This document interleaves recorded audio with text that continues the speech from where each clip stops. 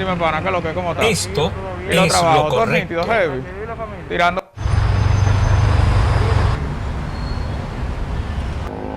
Esto Dime, es pana, lo ¿qué que es lo que? no se debe hacer. Es indispensable el uso de mascarillas en espacios públicos para prevenir el COVID-19. Lávese las manos frecuentemente con agua y jabón. Mantenga el distanciamiento físico y evite aglomeraciones de personas para prevenir la propagación del COVID-19. Cuídate y cuida a tu familia. Todos unidos contra el COVID-19. Un mensaje del Ministerio de Salud Pública.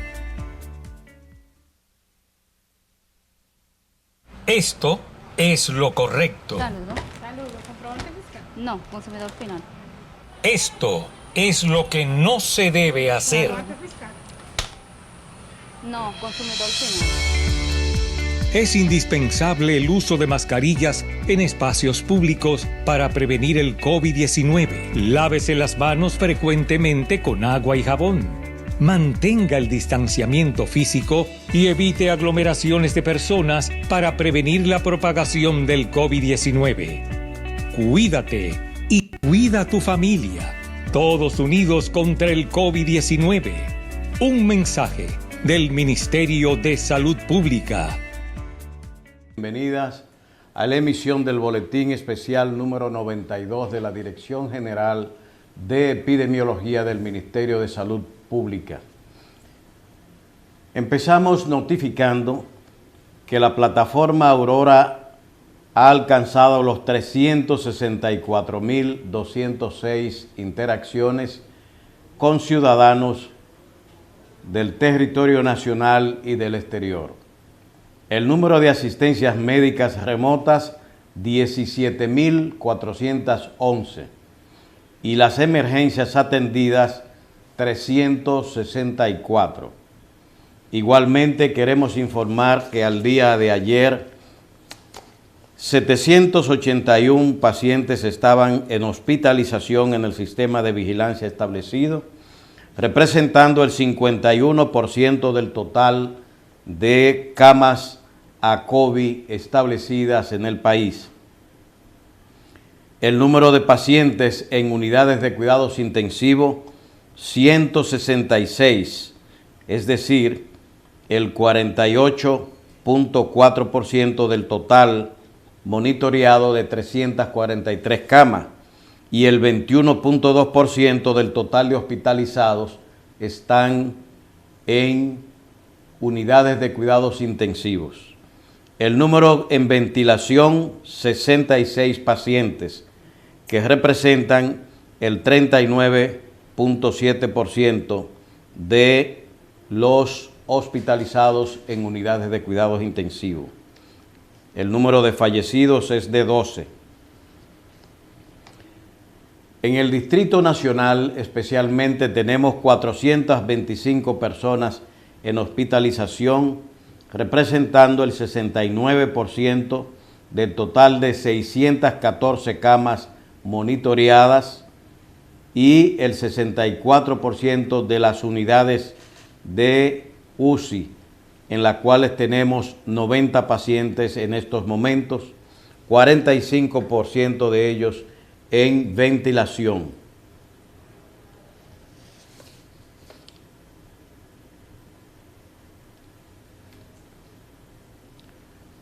Informamos igualmente que hoy continúan los operativos en el Distrito Nacional, tal y como se habían iniciado, de manera que esperamos que para el próximo sábado, es decir, el día de mañana, se haya cubierto las áreas establecidas en la planificación con cobertura en la circunscripción número 2 y número 3, que todavía continúan intervenidas.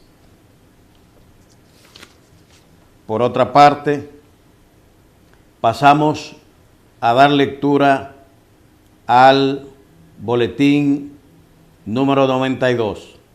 La situación global del COVID-19 registra 8.242.999 casos confirmados, de los cuales 181.232 fueron casos nuevos en el día de ayer. El número de defunciones acumuladas en el mundo, 445.535 defunciones, y solo en el día de ayer sucedieron 5.245. La tasa de letalidad por millón de habitantes es de 57.44% a nivel mundial. En la región de las Américas se han reportado 4.015.386 casos confirmados, con un total de 115.527 en el día de ayer. El número de defunciones acumulados en las Américas, 208.991, y en el día de ayer sucedieron 3.436 defunciones. La tasa de letalidad por cada millón de habitantes en las Américas es de 201.39. Para más información, página web de la Organización Mundial de la Salud, en la que están estos datos disponibles. En la República Dominicana, el número de muestras procesadas asciende a 119.319 procesadas, y en el día de ayer, correspondiente a este boletín, 2.200 pruebas realizadas. El número de casos confirmados por PCR alcanzó los 25.068. Casos nuevos del día de ayer, 423 casos. Total de defunciones del día de ayer, 12, con un acumulado de 647 defunciones. Los recuperados, 14.605, y los casos activos, 10.056. La tasa de letalidad es de 2.58% y la tasa de positividad 18.83%. Durante las últimas semanas. Ya han visto ustedes las gráficas correspondientes a los casos positivos y a los casos recuperados.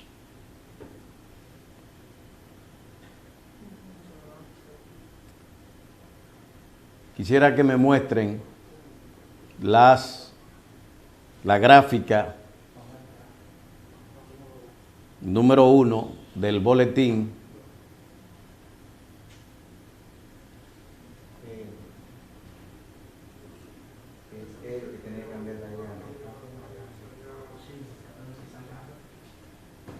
Bueno, parece que hay un problema.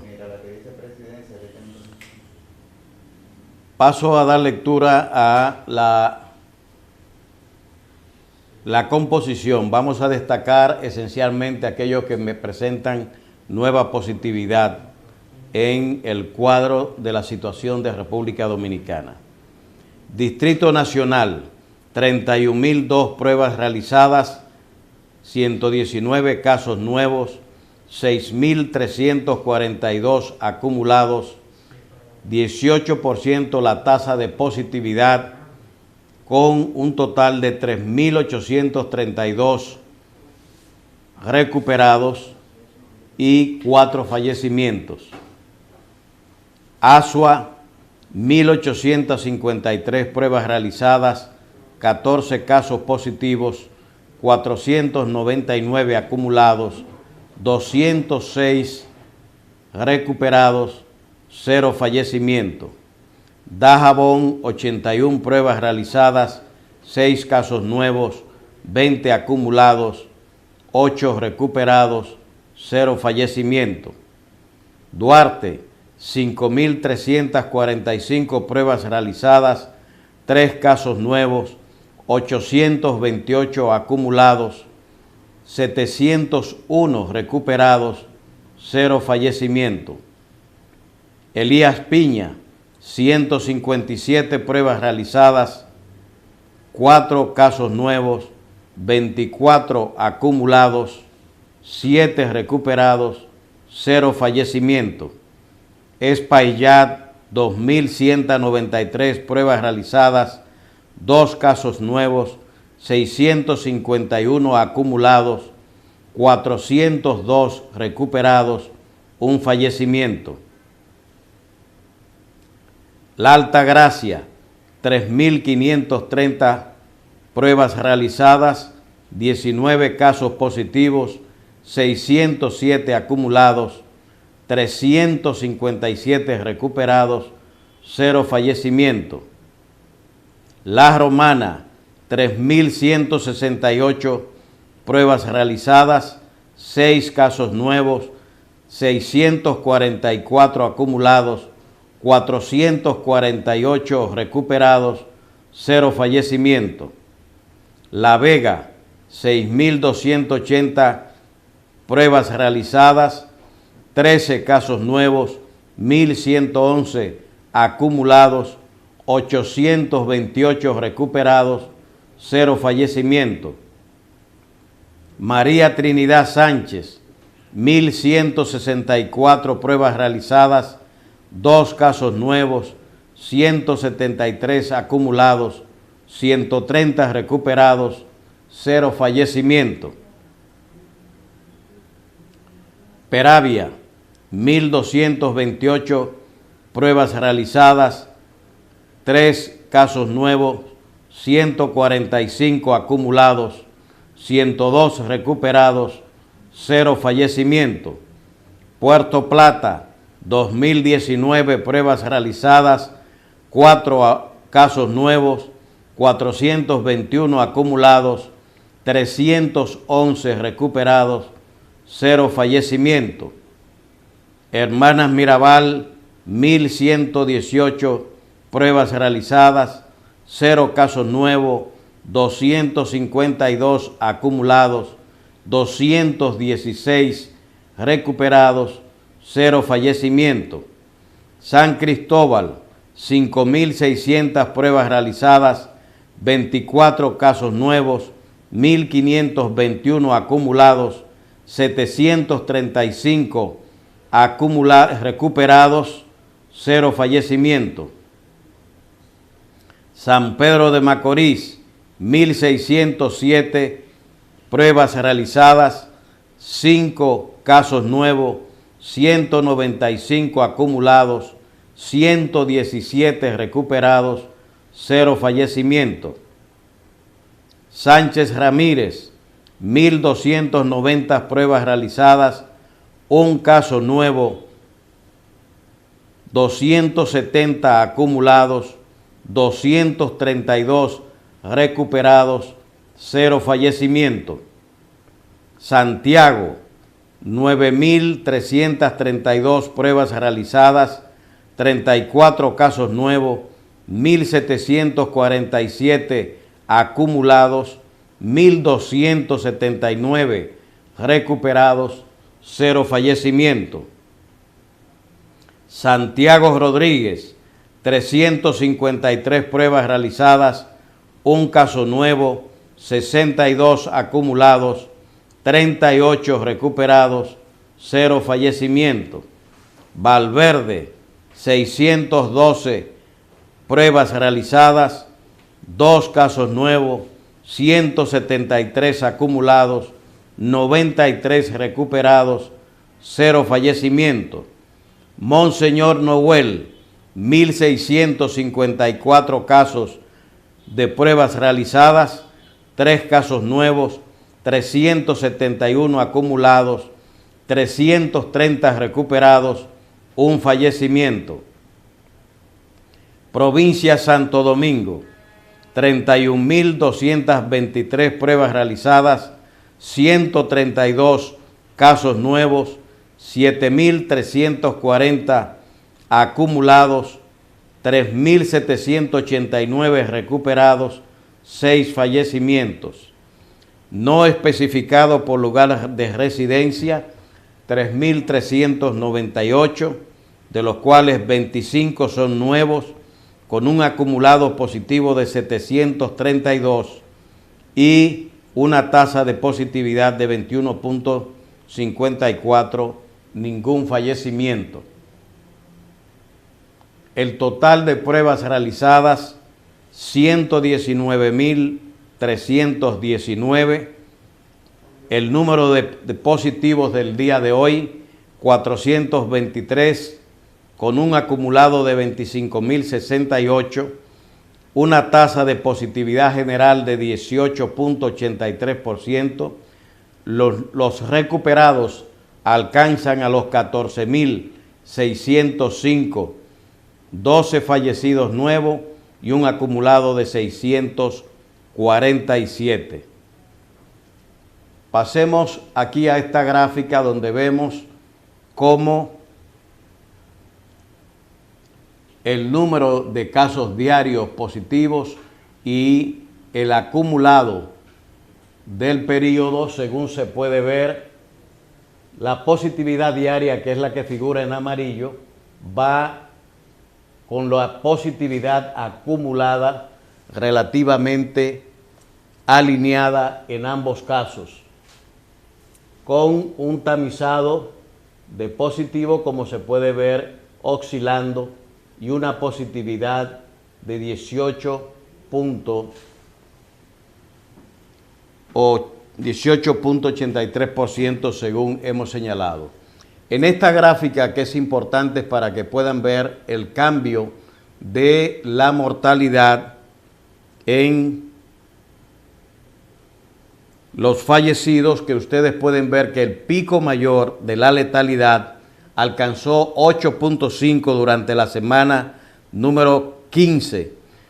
Las semanas 14 y 15 reflejaban la mayor tasa de mortalidad que teníamos, mientras que la letalidad, como pueden ver, el número de fallecidos por semana y la tasa de letalidad, que es la línea roja que le acompaña, va mostrando el cambio en la letalidad, situándose en estos momentos en una tasa bastante cercana en el día a 1, lo cual indica que sigue una tasa de descenso de la letalidad, como habíamos señalado anteriormente.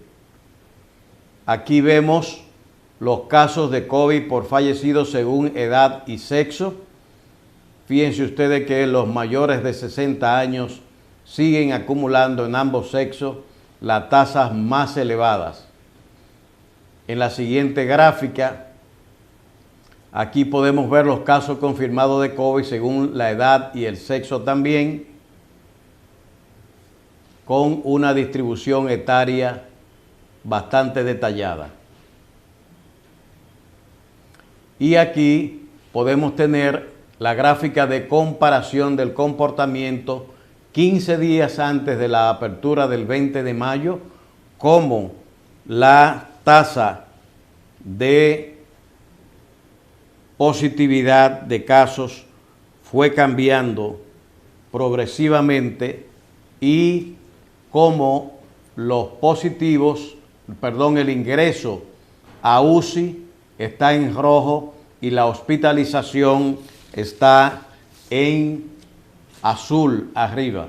El pico que ustedes ven son los niveles de hospitalización que se están dando, y la línea roja de la derecha va indicando las personas que han ido ingresando en UCI, de manera que se ha producido un moderado incremento, como habíamos dicho, en el número de personas ingresadas en UCI, pero un fenómeno a tomar en cuenta es que el número, la línea que describe los ventilados dentro de las unidades de cuidados intensivos se mantiene prácticamente lineal, como se puede ver en la gráfica. Entran a UCI, pero el comportamiento de los ventilados no experimenta muescas o cambios importantes en esa dirección.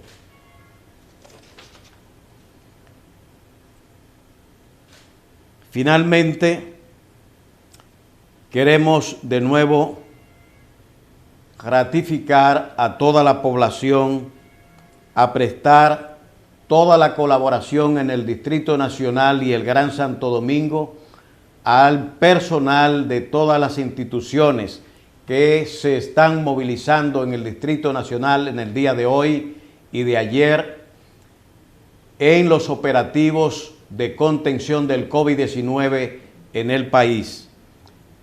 Queremos que todos los ciudadanos no solamente presten la colaboración en la visita casa a casa que se está realizando en los diferentes sectores, e igualmente recordar que los mandatos de distanciamiento físico siguen vigentes, que el COVID no ha desaparecido y que debemos tomar las previsiones del lugar para evitar enfermarse y complicar el estado de salud de nuestras familias y nuestras comunidades. Mantener el distanciamiento, mantener el uso obligatorio de las mascarillas e igualmente mantener las medidas de higiene como el lavado de la mano frecuente y abundantemente con jabón todos los días. Muchísimas gracias. Muchísimas gracias a usted, ministro. Buenos días. Iniciamos con Ana Peguero, Diario Libre.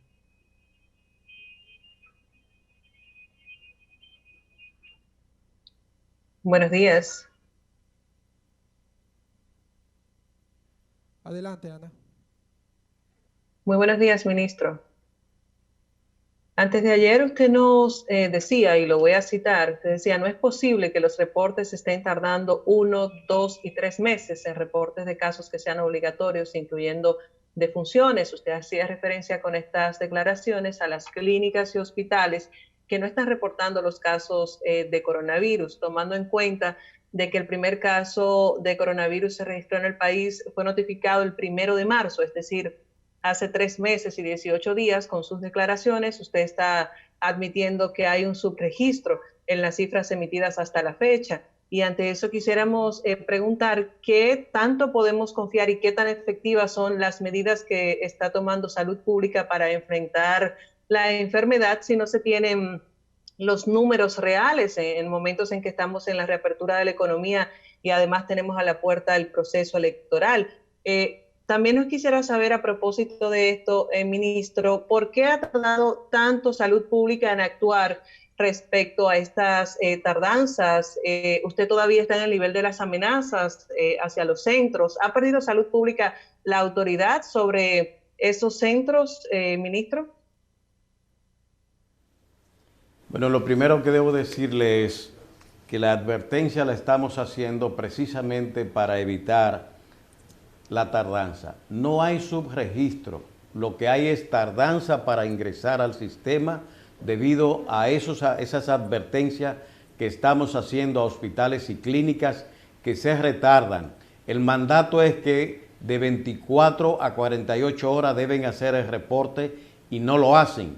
Entonces estamos hablando de unos días habitualmente, algunos casos excesivos han alcanzado un mes y a ellos es que nos estamos refiriendo esencialmente.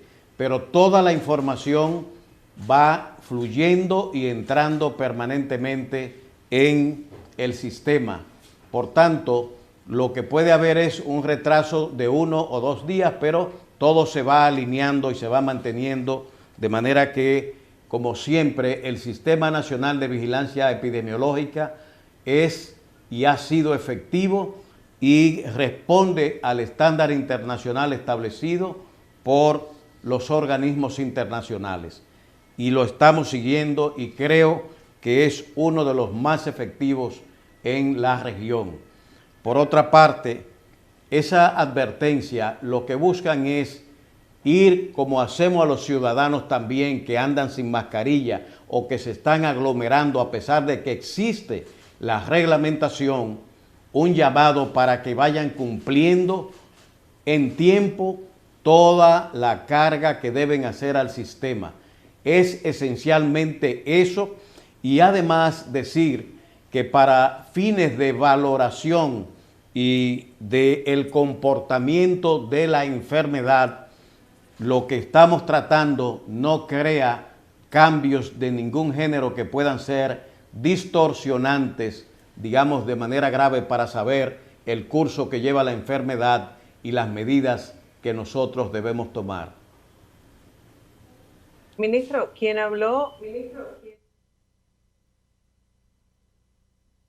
Adelante. Ministro, quien habló de unos 2 y 3 meses que no ha reportado fue usted. Usted no habló de 1 o 2 o 3 días. Usted habló de meses. Eso básicamente iba por unos retrasos que se han producido en otras enfermedades en los reportes, no de COVID. Esencialmente lo que estamos hablando es de otras enfermedades a las que estábamos haciendo justo en una reunión previa y llamado que se ha estado haciendo, y usamos la rueda de prensa para hacer las advertencias y recordar el cumplimiento de los acuerdos que se han hecho. Ministro, a propósito también de lo que usted habla del incremento de los pacientes en UCI, tenemos un caso bastante cercano que se produjo antes de ayer de un paciente que necesitaba ser ingresado a una unidad de cuidado intensivo. No era un paciente que estaba enfermo de COVID, sino otra dolencia. Y realmente hubo dificultad para conseguir una cama en una unidad de cuidados intensivos. Quisiéramos saber cuál es la realidad de las salas de cuidados intensivos para los pacientes que no están enfermos de COVID. Bueno, eso tienen áreas y hospitales que están fuera de los servicios que se prestan en COVID. Incluso en muchas de las clínicas tienen las áreas ya separadas, las que van para COVID y las que no van. No sé en qué clínica a usted le pasó eso.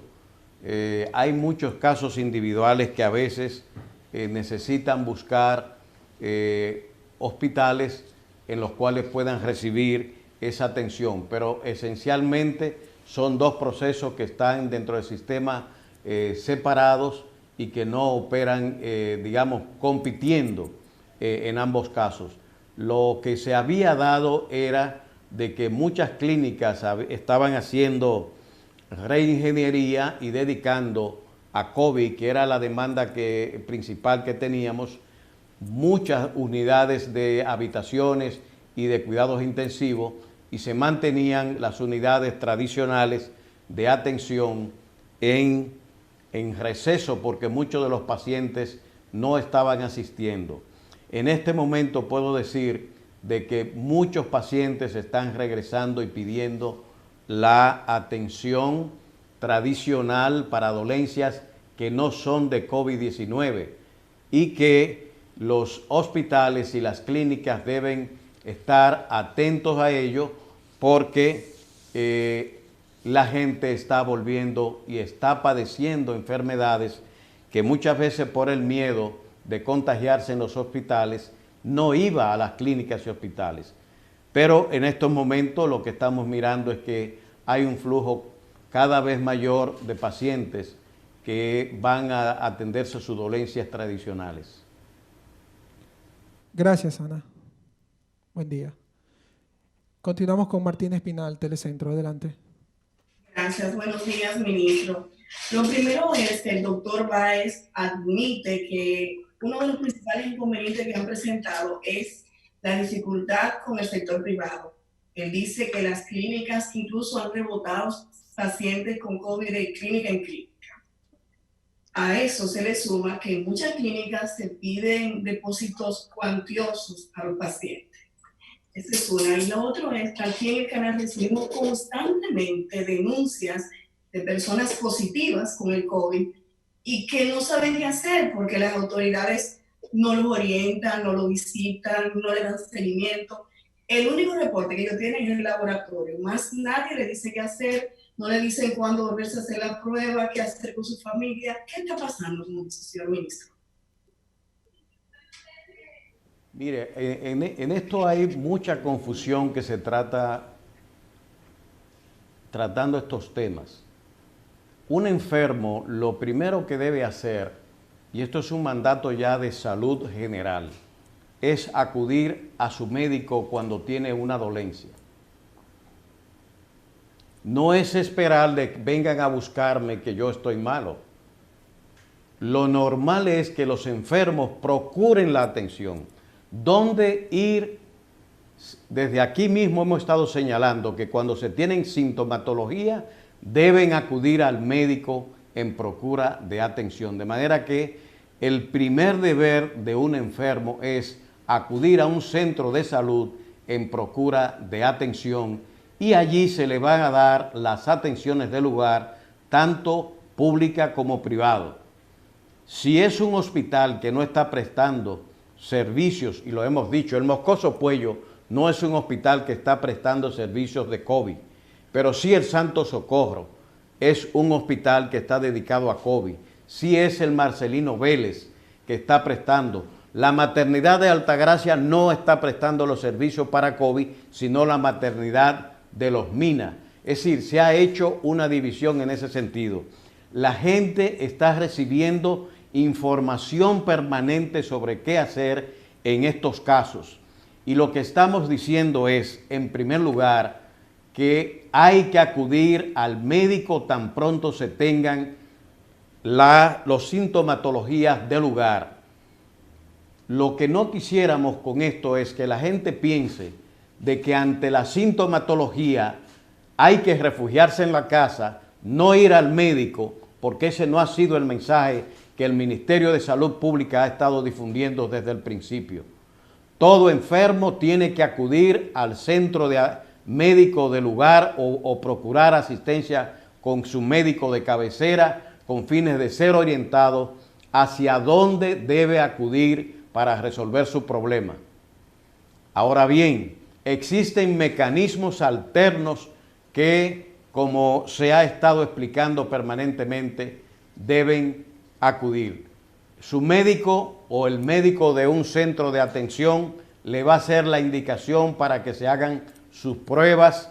Si se comunica con la dirección de área de salud que debe ser notificada por el hospital o el centro médico de atención primaria que recibe al paciente, debe notificar a la dirección provincial y de área inmediatamente y esta acudir al lugar en procura de dar la asistencia al paciente. Hoy, por ejemplo, que estamos en las calles, ayer que estábamos en Cristo Rey, fue todo el día difundiendo para que todos los habitantes de Cristo Rey, la Agustinita y la Agustina pudieran acudir a hacerse la prueba rápida, la prueba de PCR, recibir en los hogares las personas que estaban determinando, los que estaban sintomáticos o que tenían pacientes positivos dentro del hogar, recibiendo las orientaciones. Es decir, aquí debe darse esa combinación entre la responsabilidad ciudadana de acudir a los centros médicos en procura de atención y reclamar la atención a las direcciones y centros de atención primaria más cercanas o clínicas en las cuales puedan recibir las atenciones. De manera que mi punto de vista es de que una vez se tengan síntomas, hay que acudir al médico y al centro médico en procura de atención médica. Pero no es solo que una vez se tengan los síntomas, ministro, es que están confirmados, pero están en sus casas. Ellos no están recibiendo orientación de nadie, ninguna persona lo va a visitar en sus casas para decirle, mire, usted tiene que hacer esto, si le pasa esto, haga esto, tiene que volver a hacerse la prueba tal día. Eso es lo que pasa, nadie les da seguimiento en sus casas confirmados.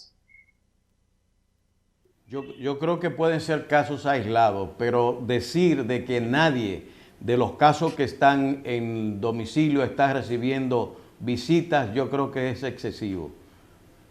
Puede que haya algunos pacientes que no estén recibiendo la atención, pero puedo dar testimonio de que la mayoría de los pacientes que figuran aquí en estados domiciliarios es un listado que las direcciones provinciales y las direcciones de área están dando seguimiento telefónico o personal para dar acompañamiento. Y están dando de alta cuando han cumplido todos los periodos y la sintomatología ha desaparecido. Gracias, Martina. Continuamos con Altagracia Ortiz. Adelante. Gracias. Bienvenido, Carlos, de nuevo. Ministro, una pregunta con respecto al estado, a la declaración de epidemia nacional que ustedes harán en las próximas horas, creo. ¿Por qué declarar una epidemia nacional si ya tenemos pandemia mundial? Sí, que es una etapa superior. ¿Qué implica la declaración de epidemia nacional? ¿Cuáles medidas adicionales se tomarían? Esto por un lado. En el otro orden, y abundando las preguntas tanto de Martina como de la compañera de Diario Libre, en Santo Domingo y el Distrito Nacional, en el día de ayer, los grandes centros privados estaban prácticamente abarrotados, sus unidades de cuidados intensivos. Es el caso específico de La Plaza, que es un gran hospital, de Sedimar, de Secanot, que es descentralizado. No solamente por el COVID, sino por lo que usted mismo introducía hace un ratito, de que ya los pacientes con otras enfermedades han comenzado a regresar. ¿Qué hacer cuando todas esas unidades grandes aquí en Santo Domingo están llenas? ¿Cómo debe moverse la gente con pacientes graves? Lo han estado inclusive diciéndole, no hay camas. Número 3, dos aspectos ya muy breves. Si ya tienen los insumos, si le han estado entrando insumos suficientes para el laboratorio Doctor de Filló, que sabíamos que había deficiencia en la entrada de insumos. Y por último, que se refiere a la dexametasona, que es un medicamento de uso frecuente en la República Dominicana y que ha tenido éxito en países como Inglaterra para salvar a enfermos gravemente críticos, en estado crítico. Muchas gracias. Bien, con relación a la ocupación hospitalaria, Sedimar en el día de hoy, que usted señala, tiene 20 pacientes hospitalizados por COVID y tiene un total de 44 camas disponibles para COVID-19. Tiene 9 pacientes en unidades de cuidados intensivos, pero tiene 14 camas disponibles y en ventilación tiene 3 pacientes, de manera que tiene un 45% de ocupación en camas hospitalarias para COVID y un 64% de ocupación en unidades de cuidados intensivos. Algunos hospitales, y puedo señalar el Marcelino Vélez, por ejemplo, que tiene 75 camas para COVID y tiene 86 pacientes ingresados, con lo cual tiene un saturación de un 115% de ocupación, que es lo que tiene en este momento.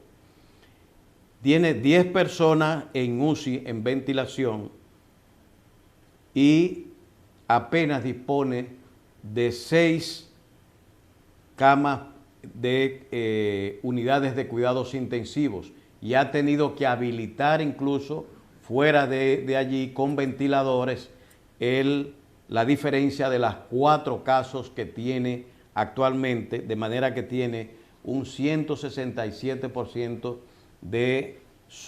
que ha sobrepasado.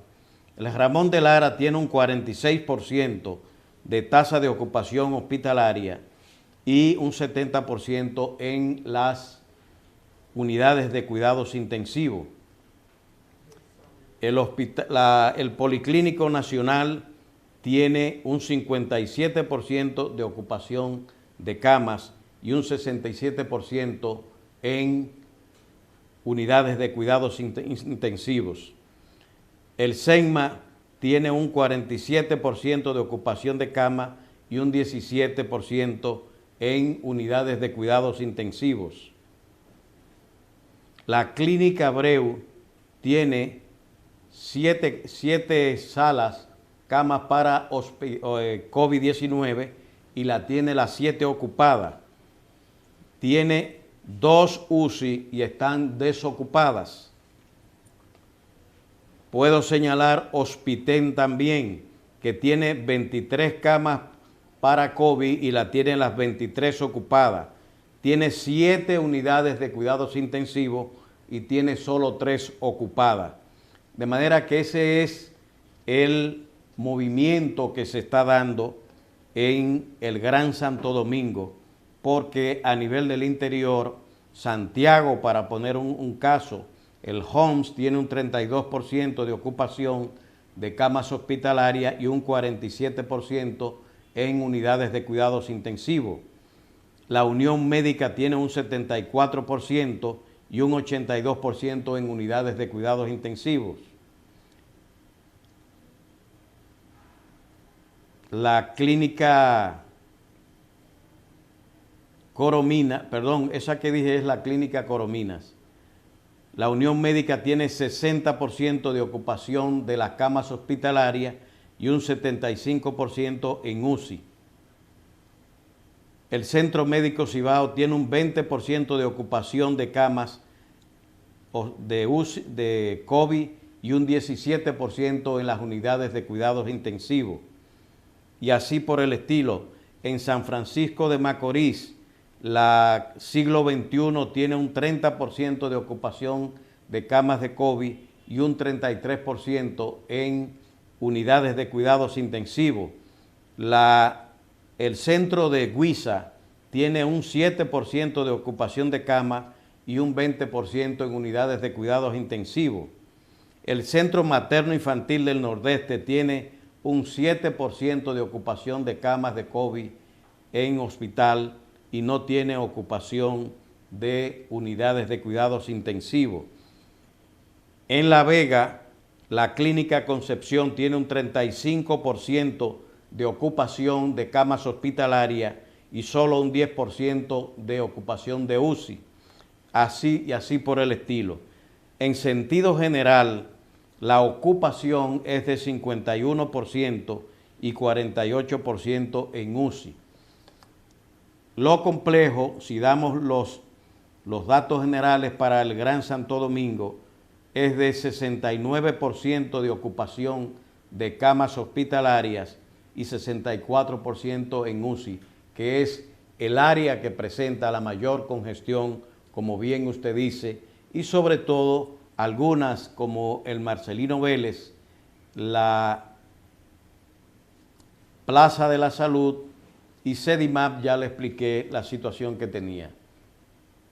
En cuanto a la declaración, lo que ayer decíamos es que en vista de la declaración de emergencia, el Ministerio no había producido la declaración sanitaria de epidemia a nivel del territorio nacional, porque se había hecho desde el Ejecutivo ese pronunciamiento, y que en los casos en que esta situación continúe y no exista el estado de emergencia, el Ministerio, siguiendo la Ley 4201, va a producir esa declaración en su momento.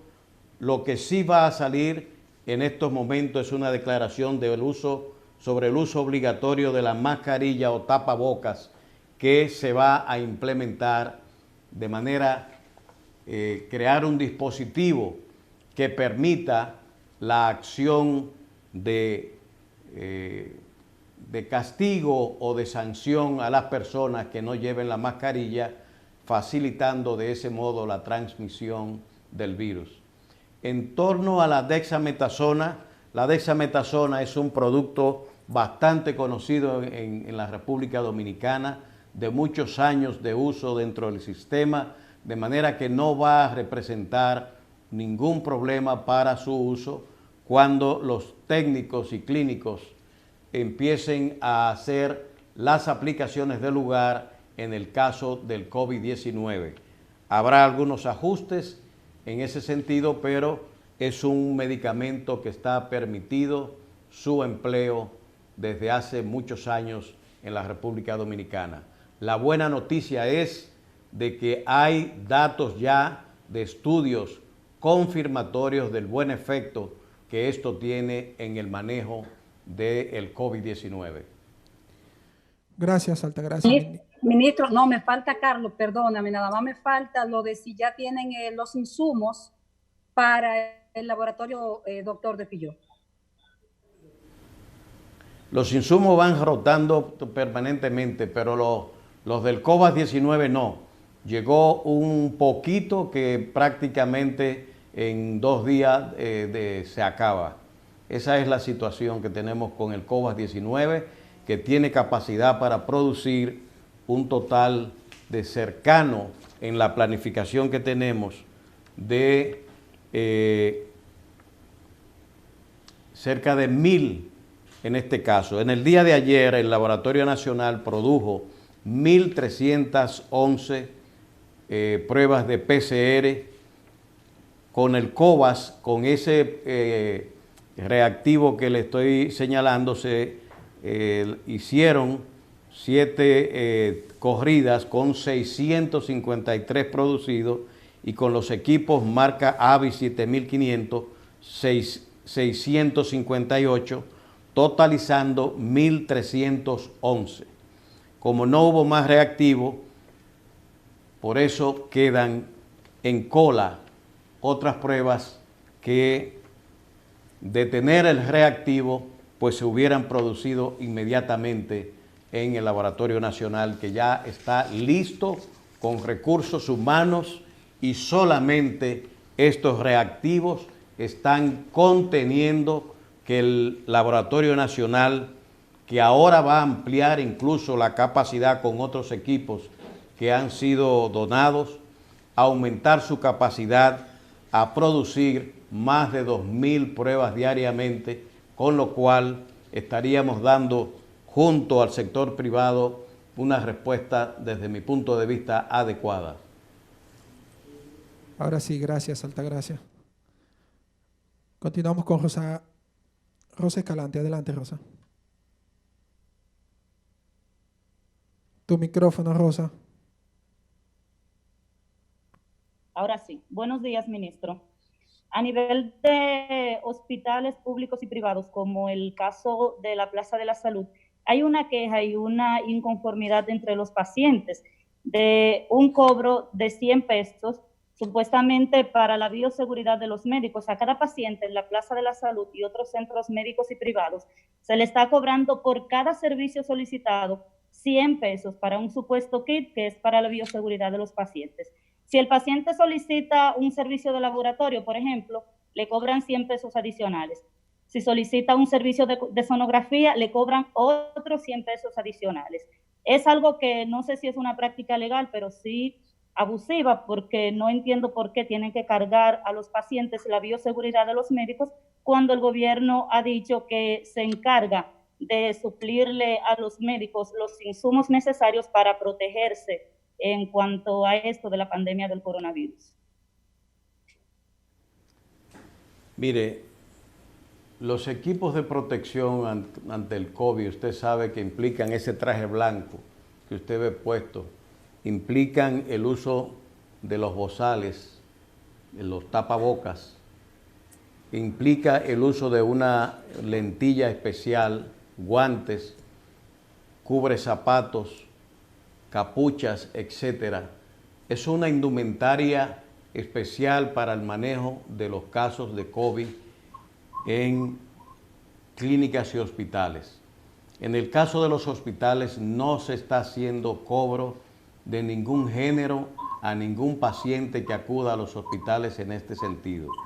Ahora bien, hay un costo que hay que reconocer que existe y no son 100 pesos, porque un equipo de esos trajes blancos que usted ve no vale 100 pesos. Eso lo sabe todo el mundo, que están el costo muy por encima de los 1.000 pesos, los lentes, las mascarillas, etcétera.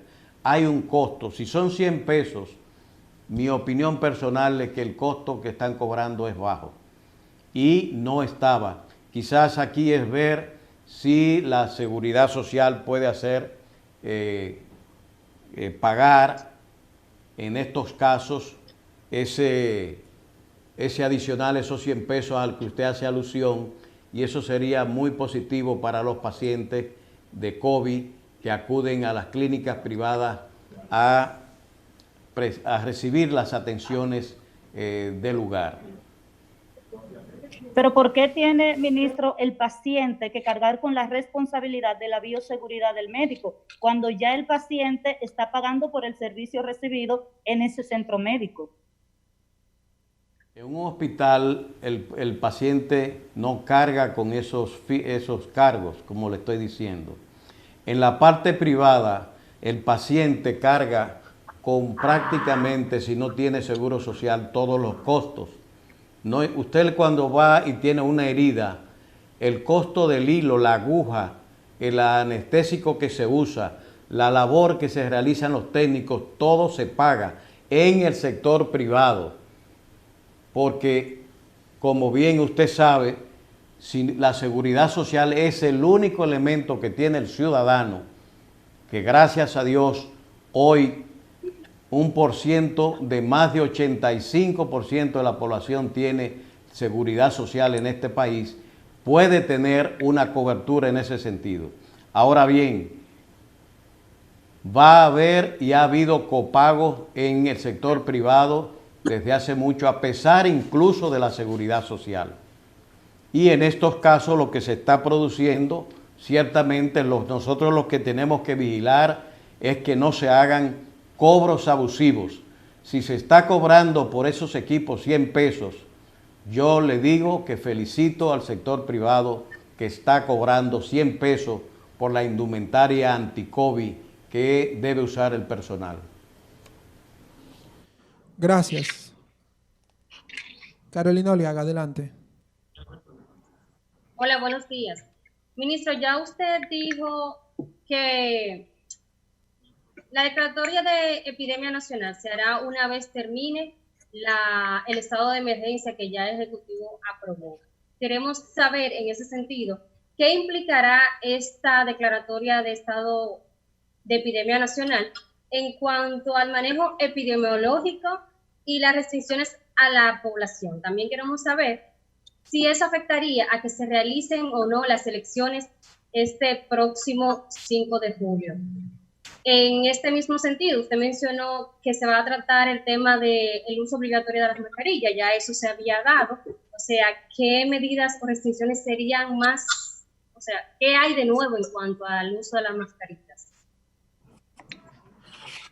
Mire, nada que ver con elecciones ni cosa parecida. Lo que acabo de explicar es que como ha habido muchos escarceos con relación a el conocimiento y aprobación del estado de emergencia, mientras la epidemia esté vigente, nosotros estaremos simplemente lo que hemos dicho, que disponemos mediante la ley 4201 de un dispositivo que permite la declaratoria de epidemia y un conjunto de acciones sancionadoras y de limitaciones que están dentro de la ley que habría que usar. En este caso, lo que vamos a hacer es una resolución que crea mecanismos para el uso obligatorio a aquella parte de la población que no se ha acogido al uso de la mascarilla como un mecanismo de protección de su salud y la de los familiares, vecinos y personas que circulan en las vías públicas.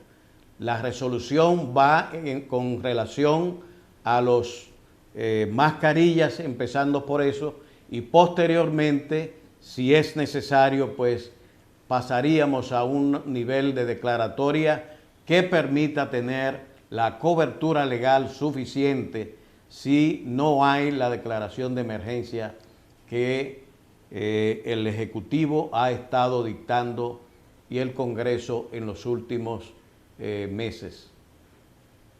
Nada que ver, repito, con el proceso electoral.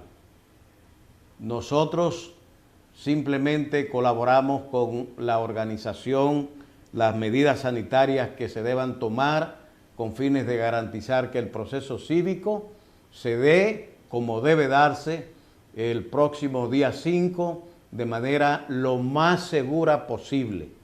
Y esa seguridad se logra con todas estas intervenciones que estamos haciendo, con la consejería pública que se está haciendo para toda la ciudadanía acerca de las medidas de prevención que se deben tomar y además con la corresponsabilidad del ciudadano para evitar la difusión, la transmisión del virus en la comunidad, en los lugares de trabajo y mucho más durante el proceso electoral que se avecina. Debemos crear condiciones para que este proceso se dé de manera efectiva como necesita nuestro país. Gracias, Carolina. Por último, Diana Lora. Adelante, Diana. Gracias, ministro. Yo quiero preguntarle también sobre el estado de epidemia nacional que usted anunció ayer que se declararía.